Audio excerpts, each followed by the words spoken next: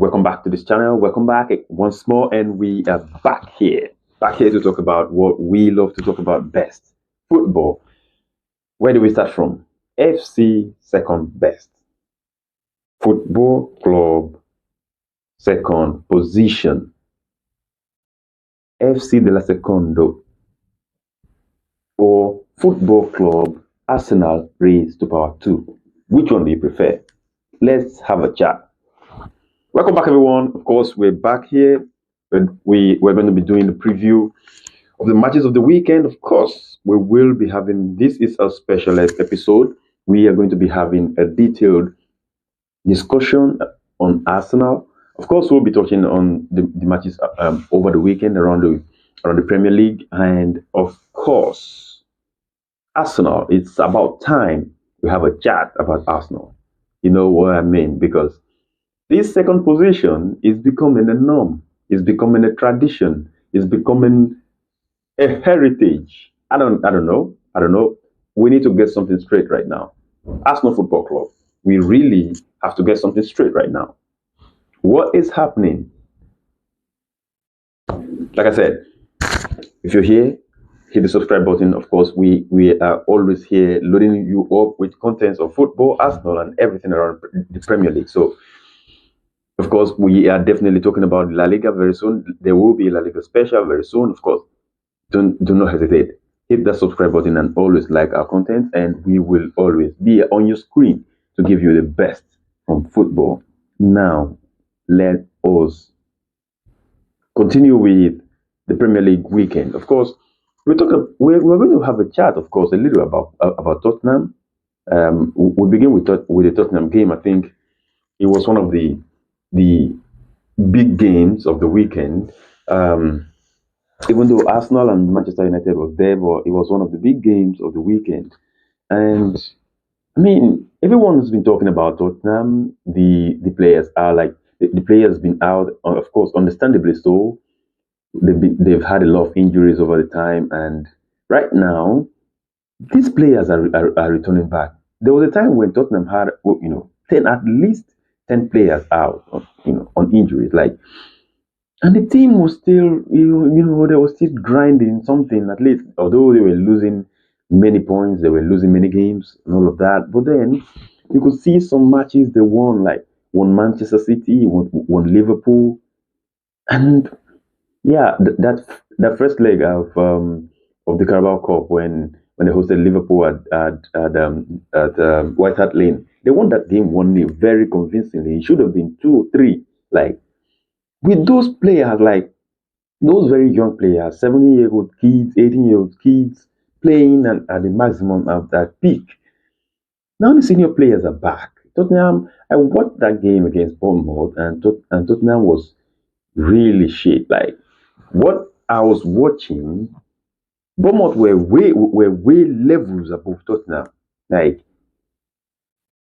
Patrice Kluivert and them, Kekes, everyone was running down on Tottenham, and that goal, that equalizer, that penalty was really shambolic. Like, that goalkeeper made, Arrizabalaga, what's his name? Like, he made a very big error for going, because that ball definitely,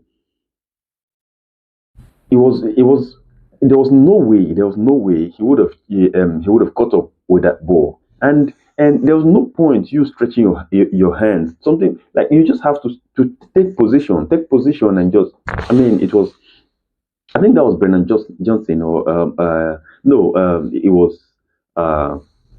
Dominic Solanke, yeah. And Arrizabalaga was not supposed to put out that hand, and of course that was a very cheap goal to give, to just hand over to the opposition team, and Tottenham came back to draw that to level on 2-2. Like, it wasn't even supposed like, that game was supposed to be won convincingly by Bournemouth based on the play, because Tottenham played absolute garbage. Like, so what's happening? What's really happening? It gets me wondering. Like, the team is playing so badly, and the Tottenham squad is so good. Like, they have very quality players there. Romero was back, Van de Ven was back, Udogie has been back, Pedro Porro has been there, Madison is back. Come on, Dominic Solanke is back. Kulusevski's been there. Only we only have only Kulusevski. Only Kulusevski is out like of the team that you could say okay, yeah, like a player is out. Brennan Johnson is back, and the team is still playing so badly. Look at they went to AZ Akma on Thursday in the Europa League, and you would think that yeah, these guys are really going to bowl AZ Akma out and win the game convincingly, even without the first leg in it. But what happened? What happened? And it's so appalling. So appalling. Yeah, I got to turn my cap. Yeah, you know what I mean. I feel it looks better like this. You know what I mean. Let's go down. So Tottenham really did. I don't think they're playing the best football right now. The football is really poor. I feel that the coach need to really address a lot of things. The style and everything like is really poor. They have the Europa League as top priority right now. The Europa League is a big priority. This is the only chance they've got to win a trophy in as long as 17 years, and it's it's that bad. It's that bad, and yeah, the play is bad. The coach has to do something. The coach has to do something about that. Yeah, he's a very courageous coach based on his play, but he definitely has to do something about that. That game they played against Liverpool, the first leg of the Carabao Cup. Tottenham was playing prime. I mean, prime Real Madrid. Yeah. So moving away from Tottenham though, and of course you don't want to talk about the position. Tottenham is still sitting very low in the table. I think on still on 13th position. So like the position is that's not a good place for the club and to be at the moment, especially considering the kind of squad they've got. And of course, that the game I think the game that really caught the eyes over the weekend was I said it in the last preview. I said I really want to see the clubs that are competing for the Champions League spot. I really want to see them play. And of course, it was it was a cracker actually. We had Brighton hosting Fulham. I mean, it was a big game. Brighton Fulham was like that game was really tense because they they two like they are almost tied on points, and they are just 4 points outside the Champions League space. It was always going to be an all important game and all of that. And Brighton went on to win that game, although it was a very close game. And uh, you know, I said it. I said I really want to see one of these guys, go on and take that Champions League spot. And I see Bournemouth and Brighton as the team that are really no, or the teams that can. I'd really love Fulham to be.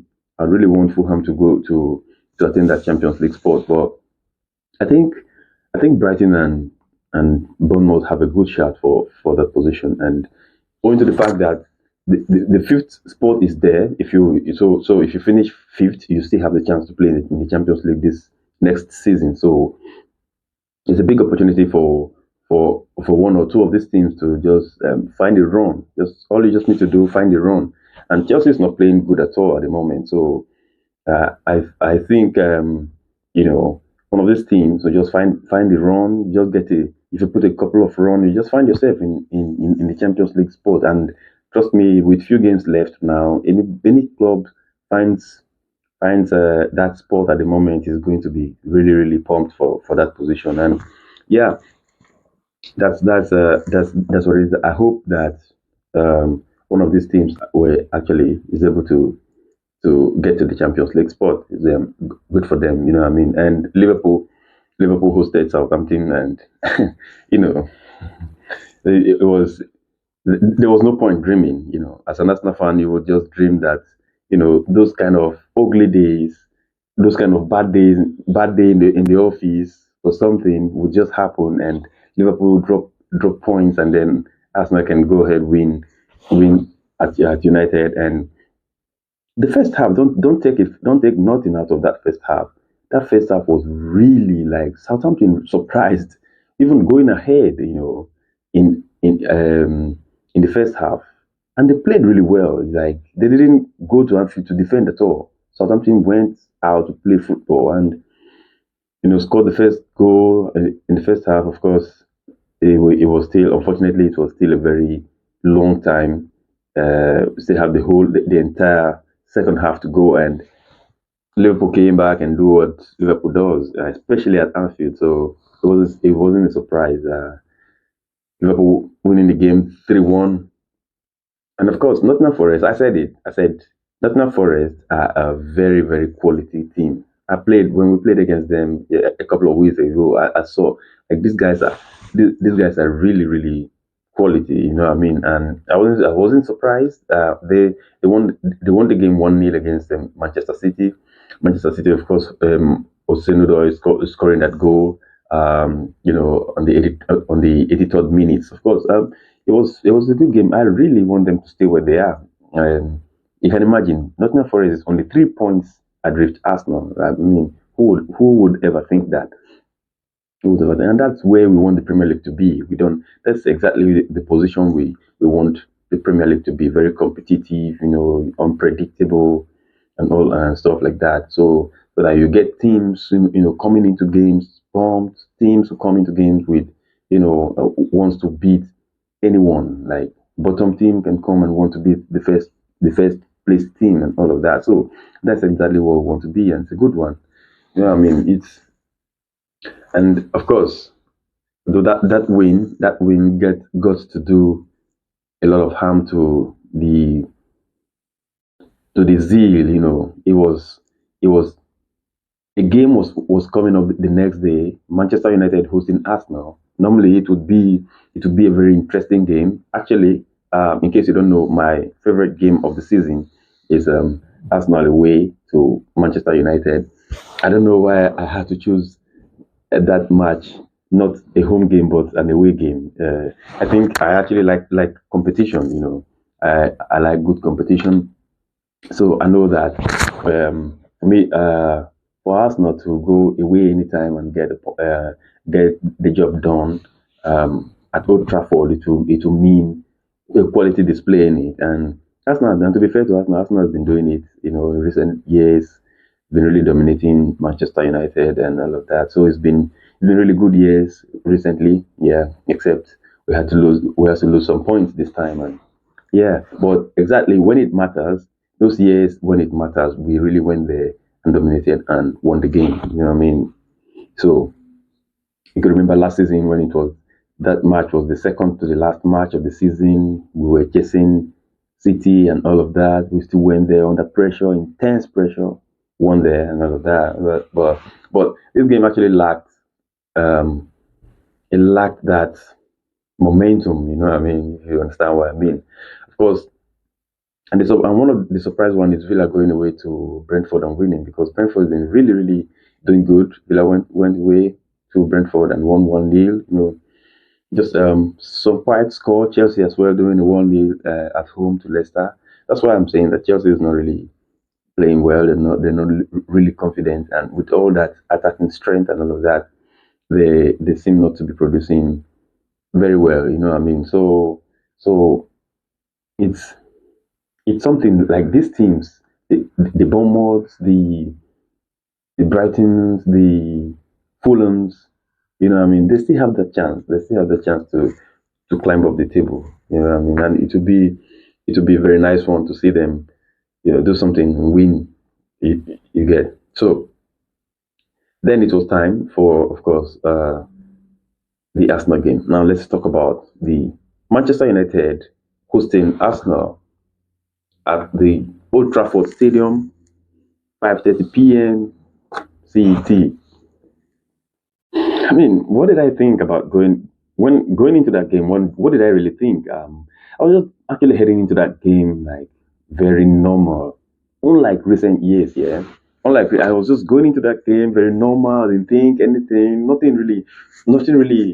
It's giving me that mood, that motivation to like we are going out there, we are going to play a game, like it's going to be interesting. The source of the game was sapped completely. It was really, really out. But then but one thing was just there when you think that, yeah, it's still a Manchester United Arsenal. It's still the Manchester United Arsenal, it's a big rivalry, of course. As you lot know, very big rivalry. Yeah, if you go down memory lane, the Arsene Wenger, Alex Ferguson reign, it was always that moments where there was big battle, clash of Premier League giants. You know what I mean? You don't want to go down, all the Roy Keane, the Patrice Vieira, the Dennis Beckham, and name them all. And you know, it used to be a very, very big game in the past. But then I think recently the game is become so predictable. It was a big derby, but now it's become so predictable. Before going into the game, you know who's going to perform better, who's going to win the game, and stuff like that. It's not except for the last couple of games now. Manchester United actually rose to the occasion, 1-1 at the FA Cup. Like that's the FA Cup at the Emirates. Manchester United won that. Is it 1 or 2-0? 2-0, right? And with Odegaard missing penalty and Kai Havertz really, really playing so poorly that day. And then you were able to even score first, yesterday. Drawing this game 1-1. So apart from those two, in recent years, the game has been really, really predictive. Like it's predictable, So the that's to tell you the drop off of these teams at the moment. The drop off is very, very large. The teams are not where they're supposed to be. And Manchester United and Arsenal are very big sporting. They're very big club globally. Every corner of the globe, a very big club, have well represented represented in terms of fans, in terms of uh, um, interest around the world. You know what I mean? So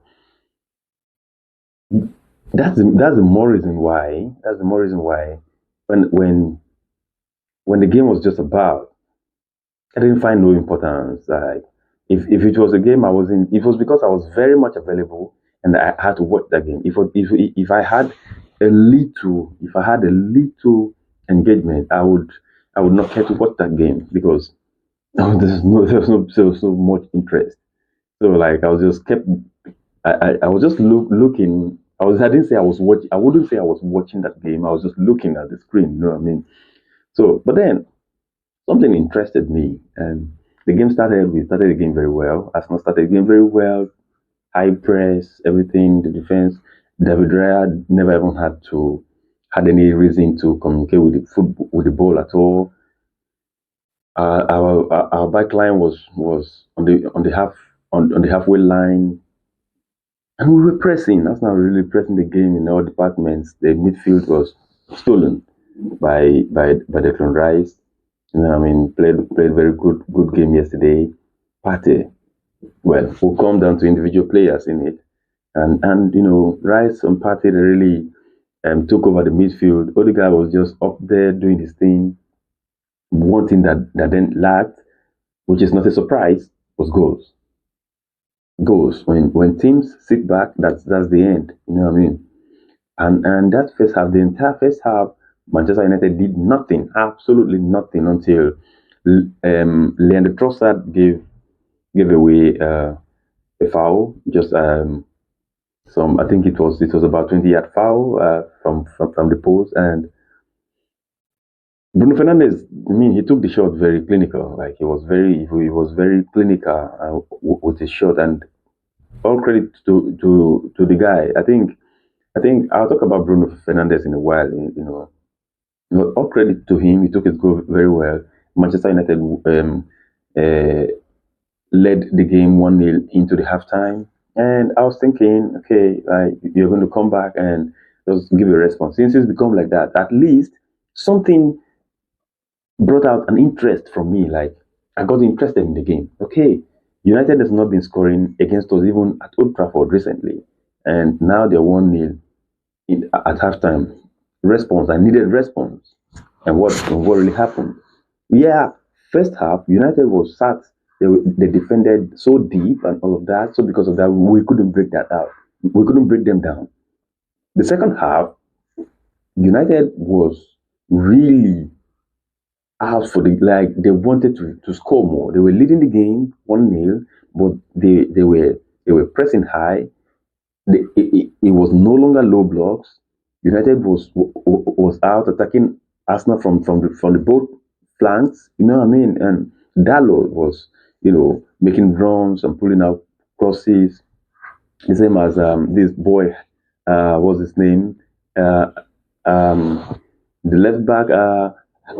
The same as Heaven. Yeah, Heaven did very well. He was playing all right. Everything was going, you know, like United. Arsenal was literally the one staggering about the pitch. We were literally staggering about the pitch. No idea. No. There was no serious like throughout the second half. I didn't see any concrete idea on how the Arsenal wanted to score. And the game was really heading down to 1-0 victory for Manchester United. And then the goal just came from nowhere. Martinelli was introduced, and of course, Martinelli back from injury for over a month now. Back from injury, I think he went on injury after the Newcastle game in the Carabao Cup. Um, and yeah, I would not really criticize him because he was just coming back from injury, maybe not trained very well, but he didn't. He performed so badly, and after that, the goal came from a cross in from Muren Timber. Declan Rice, sweeping the ball to the side net, 1-1. What next? Go for the game and win it. Manchester United was like it. That's actually angered Manchester United. They came more, against Arsenal to win the game, and David David Raya had to do some serious saves. David Raya did. He kept he kept that game 1-1. Actually, left for the players, Manchester United would have won that game at least 2-1. You know what I mean? But David Raya kept the game at 1-1, and of course it was definitely a fair result because it was a game of two halves, and you know what I mean.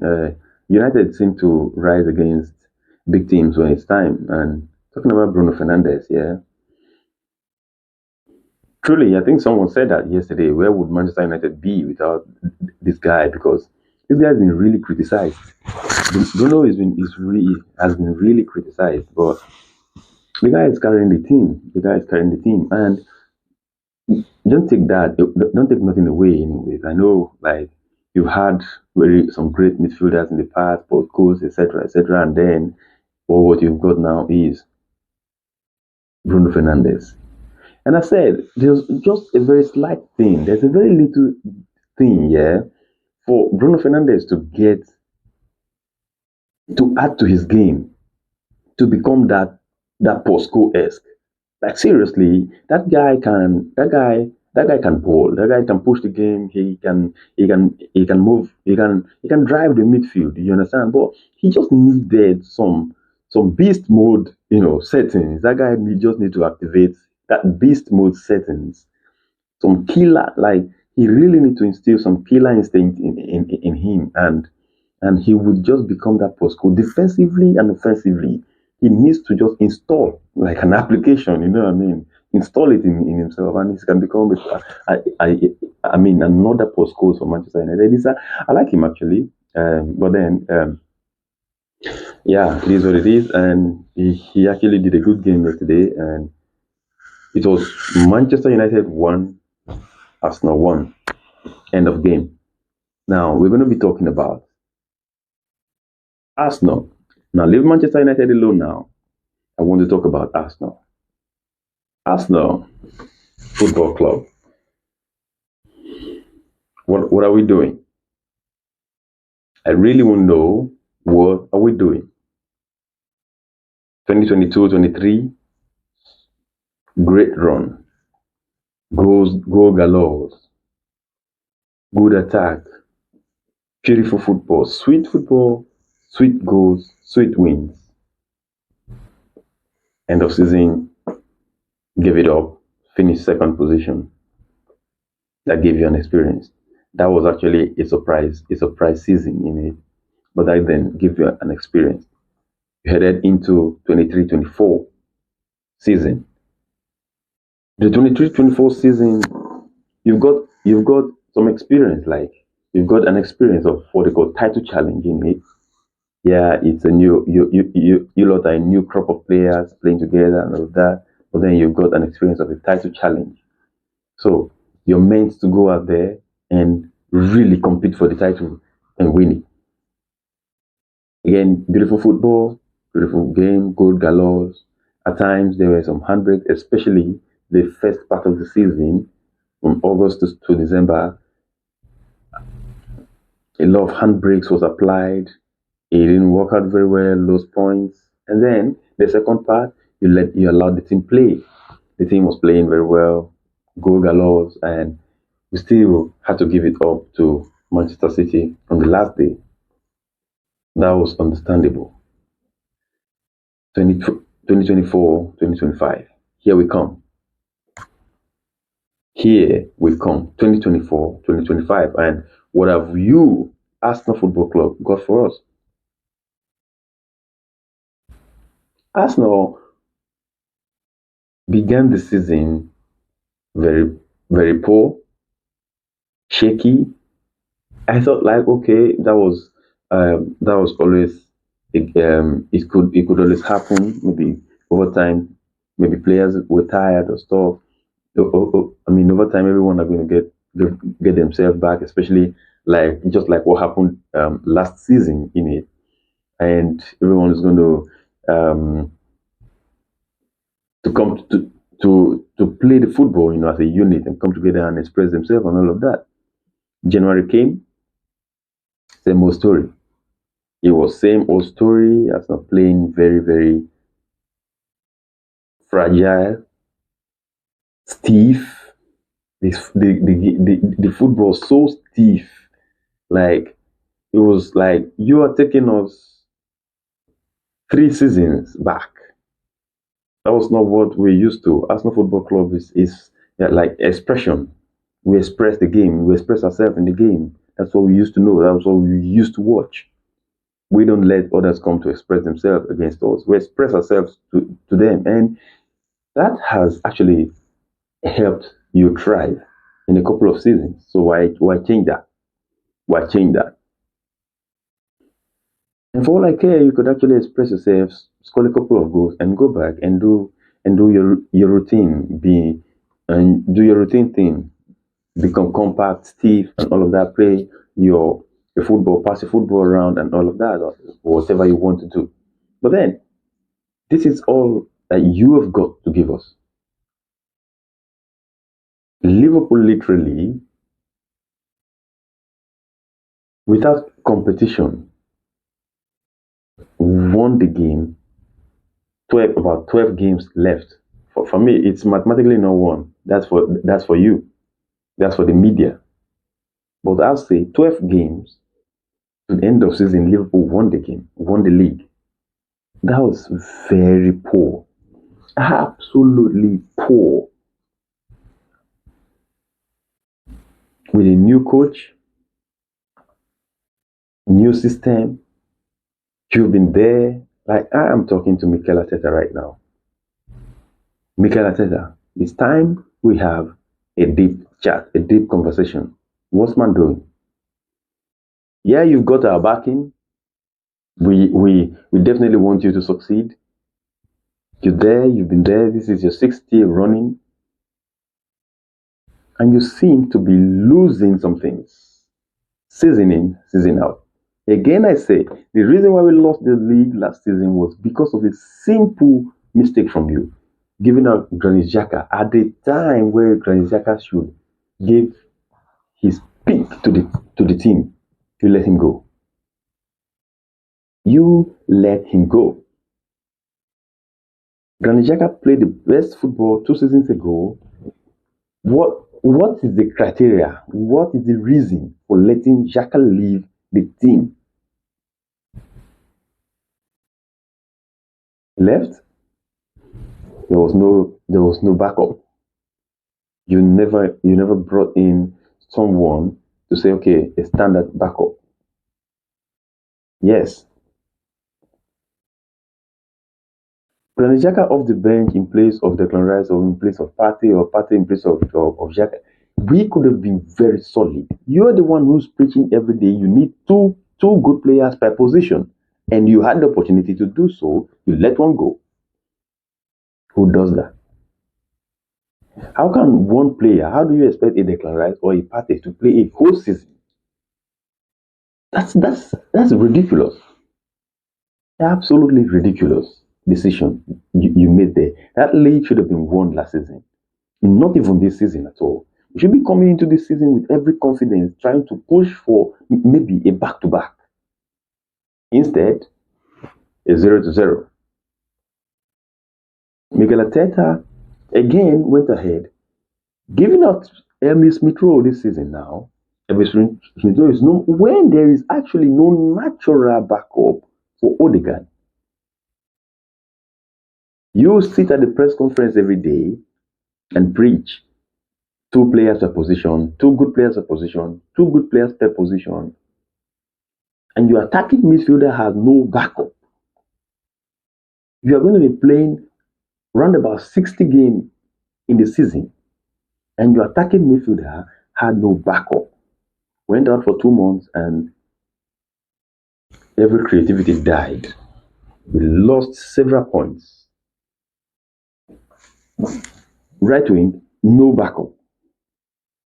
Reece Nelson, well, I believe you should have let him go anyway, but you didn't even care to bring in a replacement, an upgrade to Reece Nelson that's going to be there to step up and push Bukayo Saka.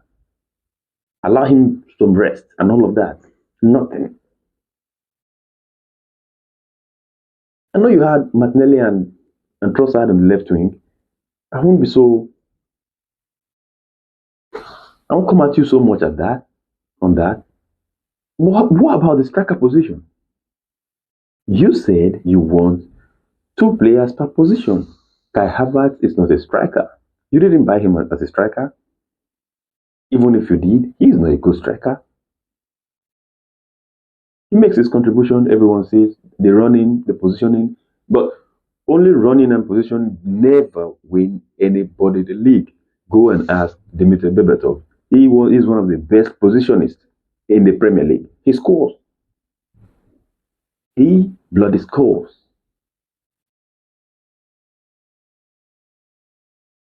And you have Kai Havertz there who's literally sluggish when it's time to be sharp.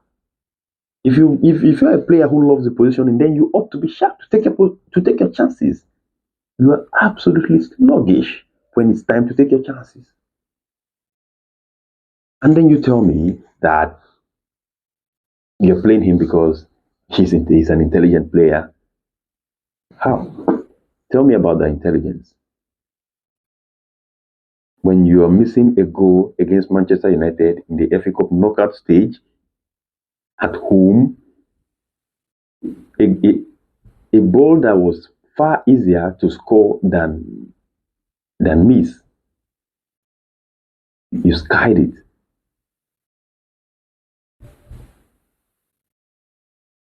And that's your main striker. That is absolutely not good enough. And these decisions has been done. All the decisions were done by same Mikel Arteta. Now, next is Kieran Tierney. He's facing Kieran Tierney out. He's facing Zinchenko out. I have said it times without number. Zinchenko should be added to the force in the midfield. Rotate the midfield. Rotate it. Add Zinchenko to the force in the midfield. Give him a run of game to regain his form. That guy is a beautiful. He can retain the ball beautifully, move the ball beautifully, give good passes, beautiful passes for God's sake. But because you love the stiff football, you have decided to face him out completely, let him out of the midfield, and then of course out of his position. That those are wrong decisions. Why are they there? Why can't they play? Why did you bring in Sterling?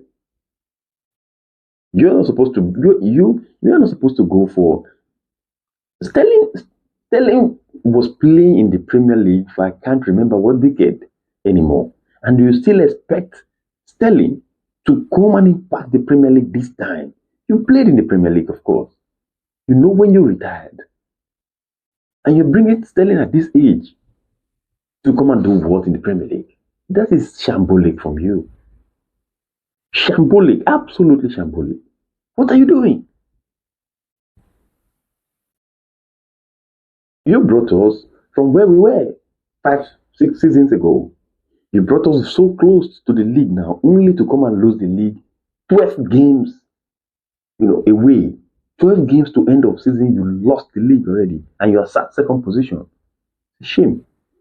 This is a season where Manchester City, or any other team are nowhere close to the level of competing for the Premier League.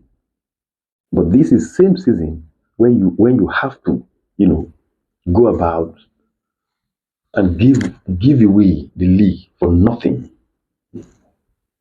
It's embarrassing, absolutely embarrassing. The decisions in the last 1 year at the club has been very poor.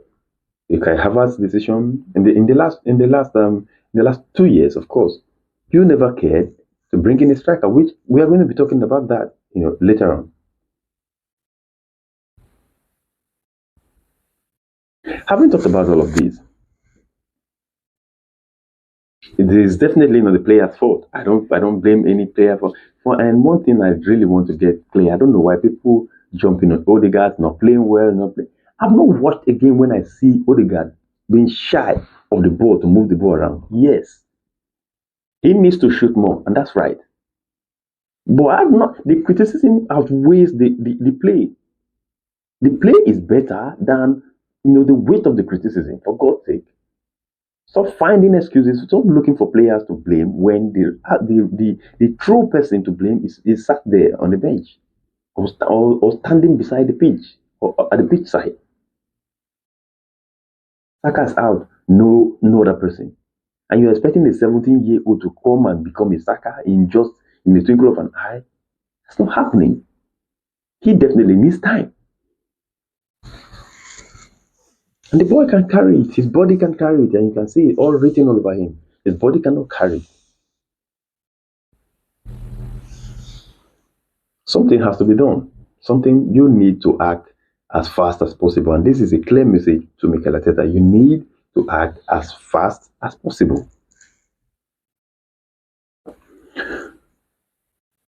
If you're here and you're watching this if you're here and you're watching this content, please hit the subscribe button. Of course, like I said, we'll always be here to give you every detailed analysis of this game.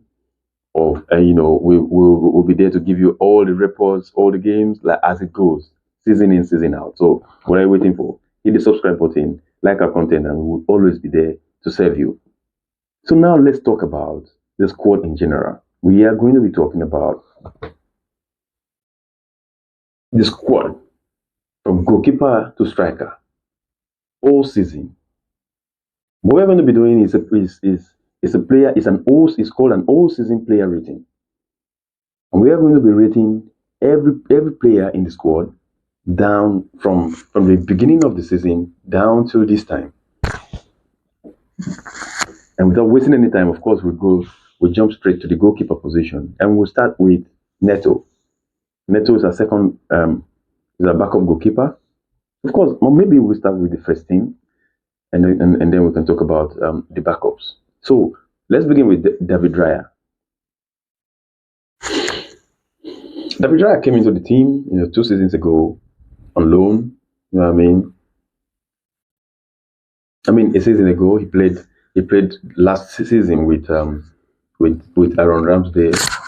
Well, against against most people's wish, he did all right. This season again, he's done all right. I think he's it's probably I've not had many occasions where I would want to point fingers at David Raya this season. As I know he's made some some shaky decisions this season. He's becoming more of a sweeper keeper this season. I think that's what he's trying to add to his game. I watched him closely. He is trying to add that to his game this season, becoming that type of Manuel esque goalkeeping, uh, who actually loves to interact with the ball more often than a keeper should do or should do. You know what I mean? So I think that's something he's adding to his game. For me personally, I feel it's dangerous. Personally, I feel it's dangerous, and then maybe because I used to look at Manu Neuer, I see him position, I see his position at the pitch sometimes at Bayern Munich, and like, why is man there? He's the one on the pitch. He knows, he sees better than me. He knows better than me. And then based on his rating, I find it difficult to criticize him, even though I'm not okay. I don't feel so comfortable. I don't, but I never knew my goalkeeper was going to take up same role, and that's the role that David Raya has decided to go. He's becoming a sweeper keeper. David Raya, but then I've not seen him made too many errors from that. So maybe it's my own judgment that okay, you're a goalkeeper, you left the post empty, which is normal to think. Maybe there is a way that these things have been system that actually um, it favors them or it is difficult to beat. But since I've not seen so much from him, but I would never, David, listen to me. If we go to Real Madrid, if we go to Real Madrid, don't try that. Lean back. In fact, I'm going to be coming to the Champions League talk very soon. And that is exactly what you are meant to do. Lean back. Lean back. And I'm coming to that very soon. So because of that, it's been the first season to him. I think we have the best defense. So definitely give him a 7.5. It's for you to be way off the Premier League title, and you are, but then you still have the best defense kept in the league. I think you cannot one cannot overlook that, and I give him a 7.5. Next is Neto. Neto, of course, like I've not seen. I don't think I've watched him more than once. I've not seen anything from Neto, as a matter of fact. So uh, because of that, I'll say standard five because I'm not. I can't judge him. I can rate him less than five, and I can rate him higher than five. So standard five, Neto. So we go to right back, and this is a place where I don't know who's our first choice or second choice right back, but because I will be talking on based on who's playing now, which is Uren Timber, So um, I've got to bring Ben White as the backup in it, and then of course we also have Tommy Yasu there. So Uren Timber quality is actually one of my best players this season. Quality player.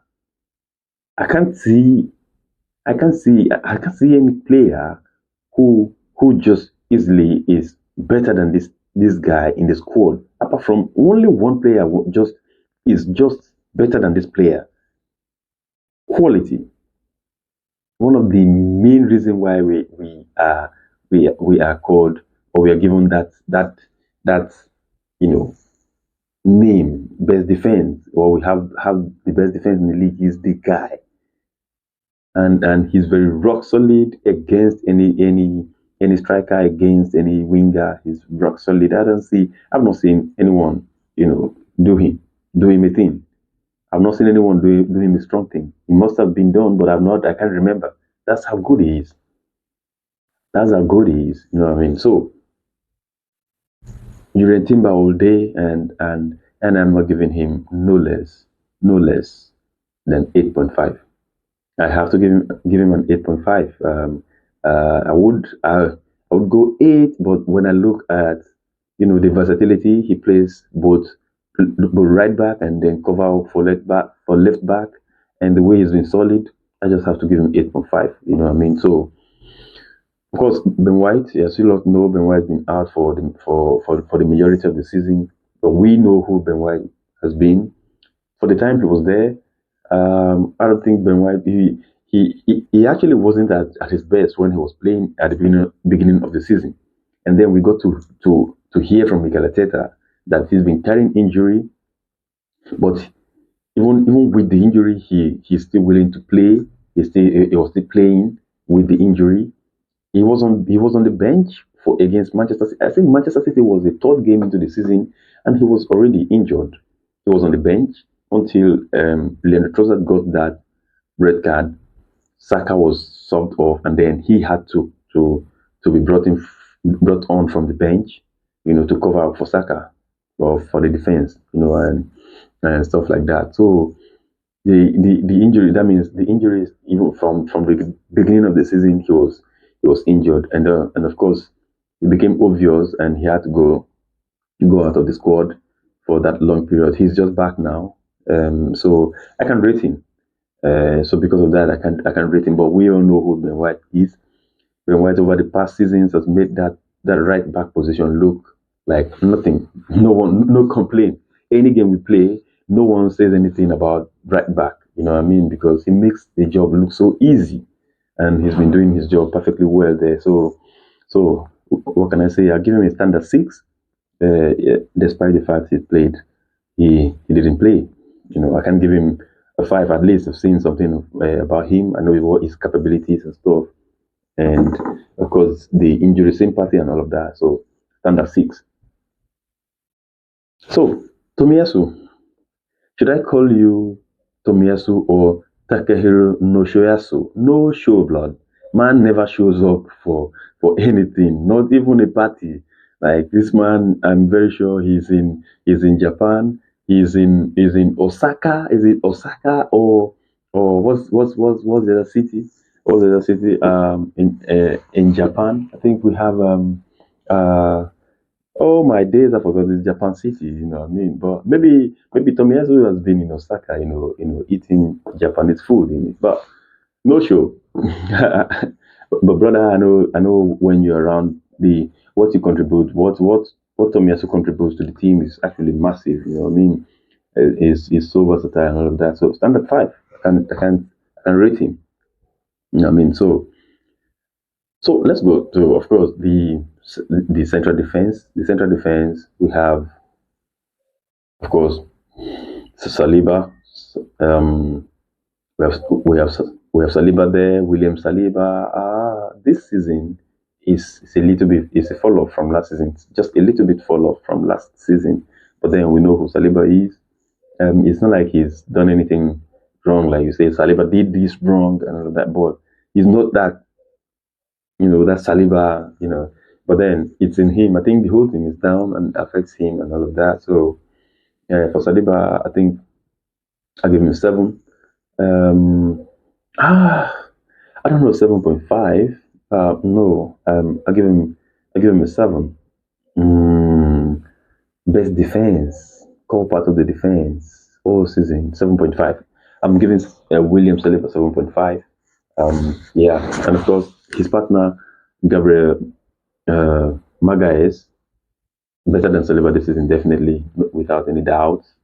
His contribution was massive, offensively and defensively, and everything. He's been the charge of the team, even in our poor season running. He's been in charge. So eight. I give him an uh, an an eight, and of course Jakub Kivio. Let's talk about Jakub Kivio in it, and this guy he's he's come in and do jobs. I don't think there's been times when Jacob Kivior came on and caused a blunder. I think he had about just one bad game when he came to deputize and all of that. So I don't I cannot can say much about him. I've not really seen Jacob Kivior much this season. So 5.5. I mean. That's the best I can give for Kivio. And of course, Ruby. Going to left back. Left back. I don't know if I should call it left back or Arsenal FC because that is where all our strength are. Left back. You know what I mean? Julian Timber signed for left back. Kieran Tierney, the original left back from inception. Zinchenko, left back. You got Miles Kelly, left back. Calafiori, left back. Everyone to the left. I don't know if Mikel Arteta wants to do a remix with Rihanna and uh, he's just trying to impress from afar. You remember to the left. Come on, you know, house full of left backs. You know what I mean? But yeah, but all these players I've listed, I think all of them are quality. All of them are quality. Even down to Zinchenko. I said it before now. I said Zinchenko, all that was just needed is to add. I think he's the only weak link defensively among all of them, but he got other qualities that doesn't have. He's the best inverter amongst all of them. So it's like a balance. It's just a balance, and based on that, I'm going to group Miles Lewis Kelly, Kieran Tierney, because I believe in Tierney so much, absolutely so much. Injury has been a worry to him, but I believe him in him so much, and then he's not caused any problem this season at all. He's come on in games, yeah. It's not caused any problem. So I'm going to group all of them. He's more experienced. He was there before any of these guys. You know what I mean? So in that position, he's a senior there. He's a senior man there. You know what I mean? So I group all of them: Marcus Kelly, Kieran Tierney, Calafiori. Yeah, another quality player, anyways. But I don't know what Arteta is going to do going forward with that position. With Marcus Kelly playing like that, Calafiori when he comes on does okay. No, he doesn't get any problems, and then when White is back and Timber, come on, it's going to be a problem. It's going to be a problem. But we are so rich there, so I'll give all of them a seven. I give all of them a seven. Midfield. And then we start with from the right with Declan Rice. Declan Rice. The season has been really fluctuating up and down. I can't. But of course, as you lot know, the quality has been there. He's been He's been very influential. He's a quality player, like you know. But there were times when he played really badly. This season, unlike last season, where all his game he was minimum an eight, you know, for Declan. This season, there were times he fell below par, even down to six. Then, just like the other games, just like yesterday, powerful. You know what I mean? So for Declan, I give him a seven. I'm tempted for 7.5. Yeah, I think I'll give him 7.5. Yeah, give him 7.5. Of course, middle, Thomas, first position, Ross class, Theo Partey, best player in the squad. Arsenal's best player all season. And let me warn you, Mikel Arteta, I don't want to listen to that story. I don't want to see that story on the internet anymore about Thomas Partey leaving Arsenal. I don't want to see that story on the internet anymore. You don't have a better midfielder right now. And if you repeat that Granit Xhaka mistake again, I'll be on you all season. I don't care who you sign. I'll be on you. I'll be on your case. Arteta resign Thomas Partey. Period. All the games that we lost, most of the games we lost points. Most of the games we lost points. Partey was playing right back. When White was not there or Timber was not there and he has to make shift to play at the right back, midfield gone. Midfield dead. Points dropped. Either a loss or draws. Only draws. Partey was not playing in the midfield. You know what I mean? So he's really, really underrated. He's a really, really underrated player at Arsenal, and I'm very sure he's calm. I'm not sure himself he wants to leave. He wants to be there. He wants to play football, and yeah, Partey has to be there. Resign him and let him continue playing his football. Period. Don't tell me I don't want to hear any other thing about Partey or stuff.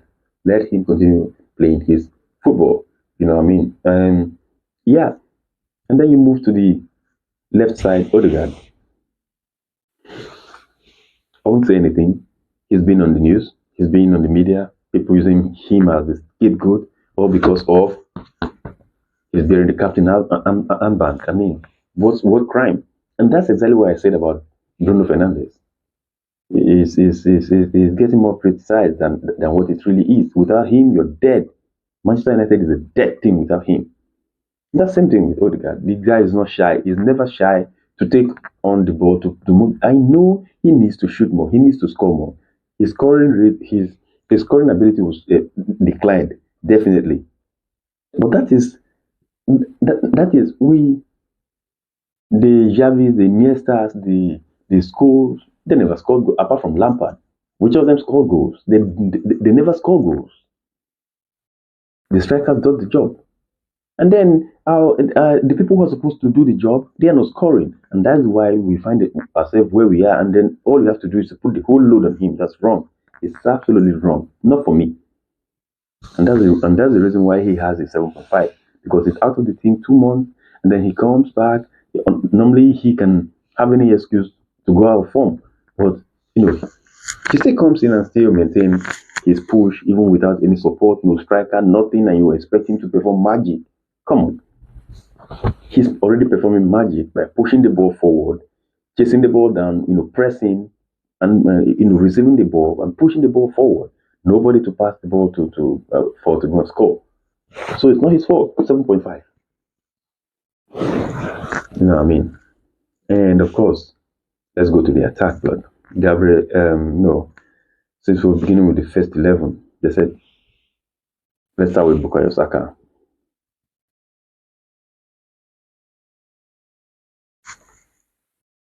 Before injury, nothing.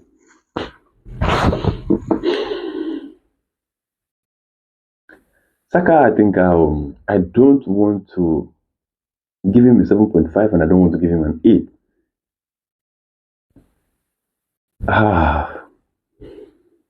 But I'm forced to give him an 8 because for the time he was there, he was the guy. He was the guy giving us everything. So 8. 8. You know what I mean? What did I give to Partey? I never gave Partey a point. Oh my days. Partey was, of course, solid 9.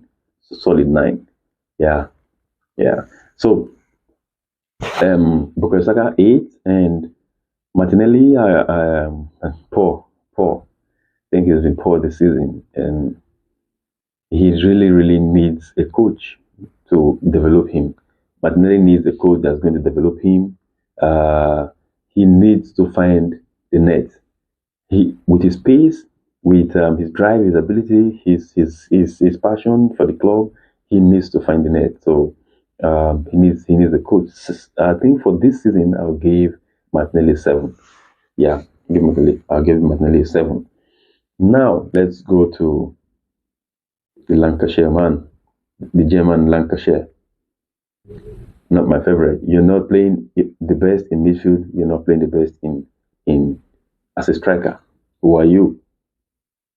Define yourself.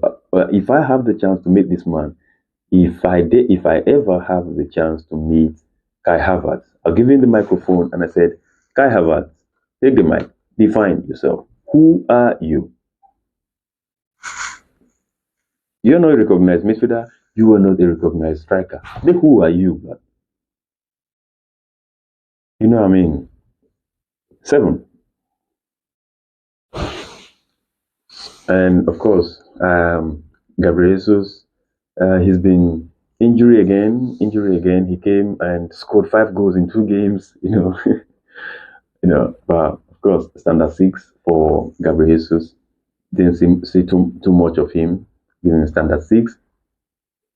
And we're going to talk about our bright new talent in it. A bright new talent, Ethan Nwaneri. Ethan is an absolute monster. Like that guy is going to be a very, very good guy, just like Maestro Skelly. These two guys are going to rock up our stadium like they're going to do things for us. The guy is only 17. I think he's turning 18 now, and he's bowling seriously. He's bowling seriously, and yeah, my Ethan Wanieri, I'd definitely give him his flower 7.5 for the time his cover up for Saka is been tremendous. Of course, his body it definitely is rating all over him. His body cannot carry the weight. The games are too much for his age and all of that. The team cannot the weight of the team because the team has to depend on him to create magics. It's too much for him. So 7.5, like great one, guy, great one, lad. You did really all right. I mean beyond my own expectation. And Mikel Merino, I, because Merino is playing as the number 9 for us right now, I literally forgot about Mikel Merino in it because he's no more playing as a midfielder. And yeah, I said this guy, I said before now in my previous stream, I said, give this guy some time. This guy needs some time. I think one thing I like about him is he likes to shoot. Yeah, and that's what you have to do in the Premier League. You need to shoot. Come outside the 18, shoot. You just need to create a little space and shoot. You know what I mean? For what he's done, he wasn't really there before he was converted to striker. He wasn't really there, but then for what he's done, I give him 7. You know what I mean? And of course, Leandro Trossard 7, poor. The season poor. Based on what Leandro Trossard can do, or we know that he has done before, and the way he holds onto the ball now, why are you playing around with the ball? You pass when he gets the ball, he always seem to do that 360, go back and turn and you come on. Leandro Trossard is really is poor this season. Absolutely, is really poor this season. A 7 maximum for Leandro Trossard. You know what I mean? So who else? Do we have anyone out? I don't think so. Everyone is, of course, Raheem Sterling 5. I'm not saying nothing about that. Raheem Sterling 5. I don't see any reason why this guy was brought onto the team. Calafiori, okay, of course, I rated him already. I don't see no reason why Raheem Sterling was brought into the team. Here, and it's poor. It's poor. This is the all season rating from the team. From what I've seen all around the team, all around the season, all the games, and yeah, I believe it's fair for these gradings are really fair for all the players. And Thomas Partey picking the number 1 position in the team. He is the best player in the team, of course. Followed by Julian Timber. Julian Timber, second best. Then you can talk about Saka and Declan Rice. David Raya is good. Of course, Gabriel Magalhaes. I mean, quality. So that's that. The good thing is we still have reason to go out there and think, or to go into the summer and think like, yeah, we just need to correct some mistakes and go for the league full scale next season. And so I that's the only thing, that's the only hope. And all these players, they must be kept. They must be kept. For me, all these players must be kept. You know what I mean? For us to be able to have that versatile option to go in next season and do something and really win. Like I said, not win a Carabao Cup or an FA Cup.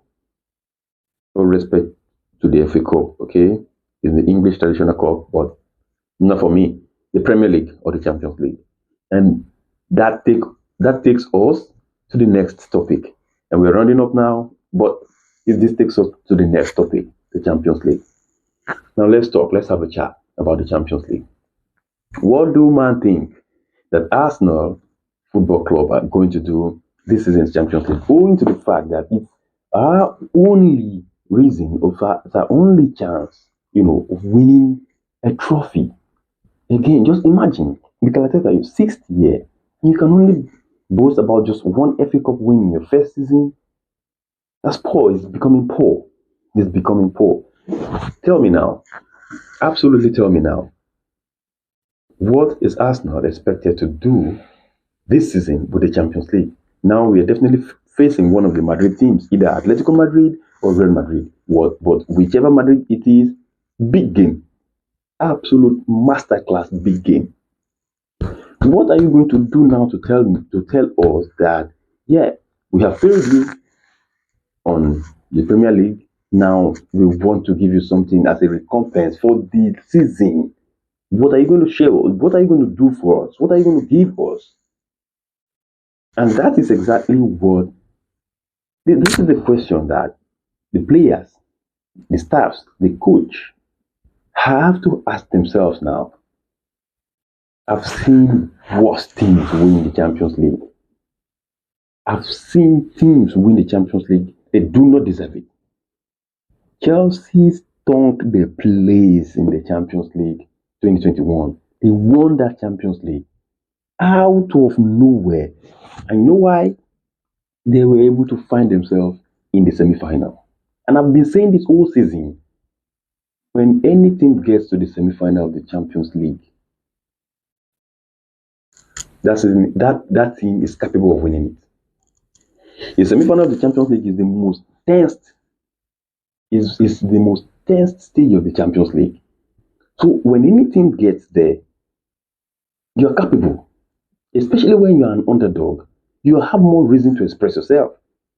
Because if you lose, it's expected. So you will definitely be the one to be the thorn in the flesh of your opponent. You will definitely be the one to thrive under pressure. You are under less pressure. If we go against any of the Madrid teams, we are not favourites. You definitely have to win that game. I don't care about history. History should be there. Injuries should be there. Like we have we have the best defense in Europe, like one of the best defense in Europe. If we have that in the Premier League, trust me, it's definitely one of the best in Europe. You know what I mean? So don't tell me that you're not going to go and outplay a Real Madrid or outplay an Atletico Madrid. Play your game, and we are absolutely efficient when it comes to stiff foot game. This in Calcutta, this is where you have to apply your stiff game. Do not go and try to play opposite. If you play anything different, if you go out there and go to express yourself against a Real Madrid, I'm sorry. I am sorry. Vinicius Junior kills you. Rodrigo kills you. I may not be too scared of Mbappe at the moment, anyways. Of course, it's my best player. But if you try it against them, they kill you. They kill you.